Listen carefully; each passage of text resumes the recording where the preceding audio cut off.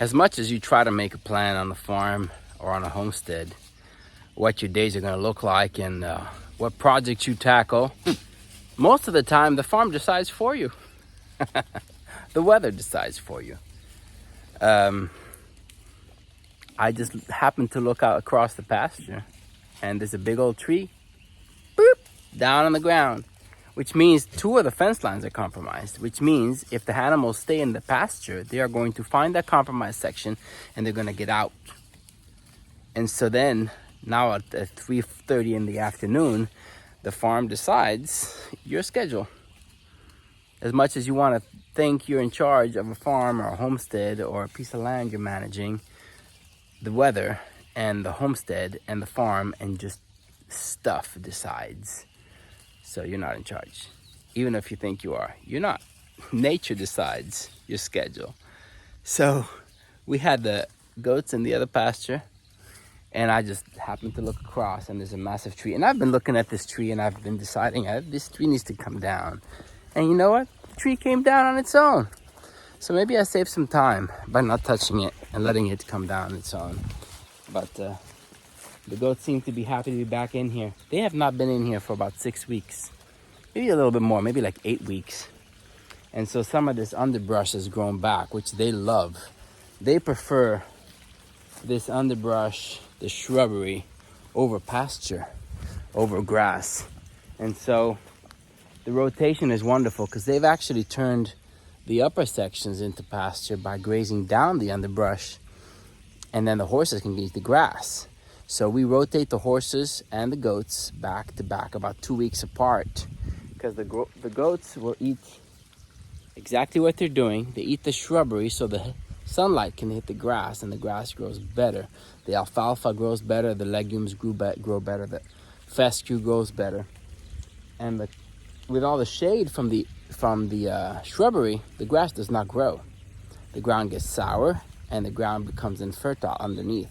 The goats, they work from about 3 feet up, they work their way down, and then the sunlight hits the roots or the ground and grasses grow. So grasses are beneficial for our farm above the shrubbery. So this whole section, I can't maintain it with a mower. So the goats come in here, in 4 or 5 days, they'll clean this whole section up. And then the horses come and they graze the grasses underneath, which is beautiful. But like I was saying, nature decided my schedule for this evening. This big old tree came down. It was leaning. Since we bought the property, the tree has been leaning, telling me I'm going to come down one day, I'm going to come down one day. And I've been looking at it like, should I tackle it? It's dangerous. I'm planning to put my pigs down here at some point. But I'm looking at that tree. The tree is dangerous. So I have delayed it. But now the tree came down on its own, which I'm looking at it right now. There's poison ivy all up on that tree. So I'm going to have to figure that out. Another thing, paying attention, you see that culvert? It's all clogged up. Trooper, no. So this tree being down compromises this fence, which the goats can get right over there. I think overnight they won't, but I can get coyotes over there too. So it compromises a whole array of things that we need to address right away. If not, we lose our animals. So this is one of those other things. If I don't take care of this right away, it'll be a drainage issue. And these things are pretty simple.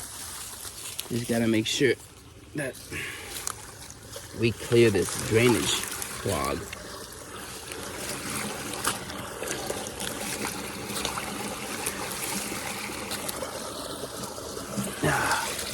Simple stuff, but it's just regular maintenance. We've had a really bad rainstorm. It's been raining for days and days on end. And last night, during the night, we had a really bad rainstorm. I mean, tons and tons and tons of water and wind. And I didn't even notice.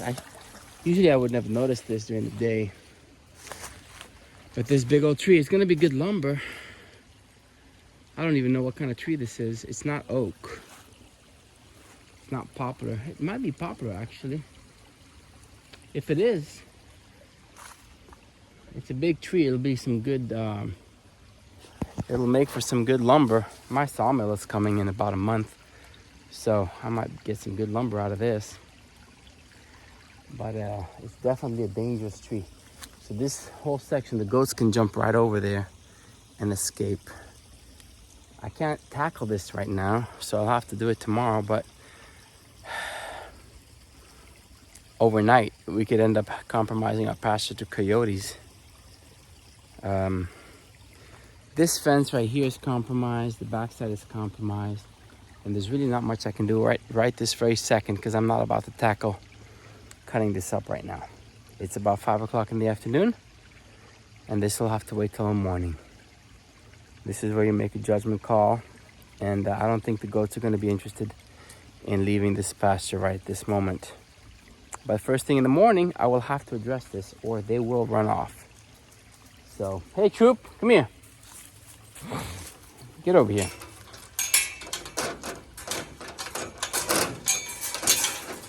So I have been preparing this bottom section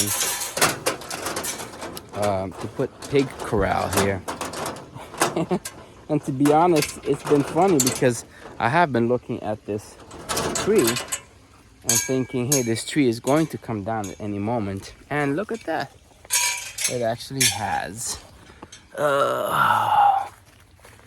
Let's see what other fence has been compromised. No, I guess this tree just, well, it kind of hit the other tree up there.